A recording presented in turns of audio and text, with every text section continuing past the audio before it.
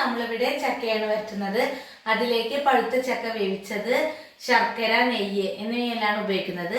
പഴുത്ത ചക്ക മിക്സിയിൽ അടിച്ചതിന് ശേഷം ശർക്കരയും നെയ്യും ചേർത്തിട്ട് ഒരു ഉരുളിയിൽ വെച്ചിട്ട് നന്നായി വഴറ്റിയെടുക്കാവുന്നതാണ്.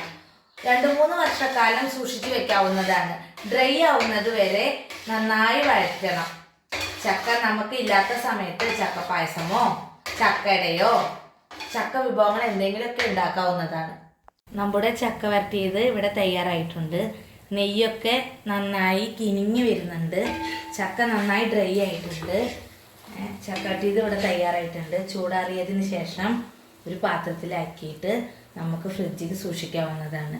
2-3 വർഷക്കാലം സൂക്ഷിച്ച് വെക്കാവുന്നതാണ്. പഴയ കാലത്തൊക്കെ ഭരണിയിലാണ് സൂക്ഷിച്ച് വെച്ചിരുന്നത്. ഇപ്പോൾ ഫ്രിഡ്ജ് എല്ലാ വീട്ടിലുള്ളതിനാൽ എല്ലാവരും ഫ്രിഡ്ജിലാണ് സൂക്ഷിക്കുന്നത്. വീഡിയോ ഇഷ്ടമായാൽ എല്ലാവരും ലൈക്ക് ചെയ്യണം, സബ്സ്ക്രൈബ് ചെയ്യണം, ഷെയർ ചെയ്യണം. Bye bye.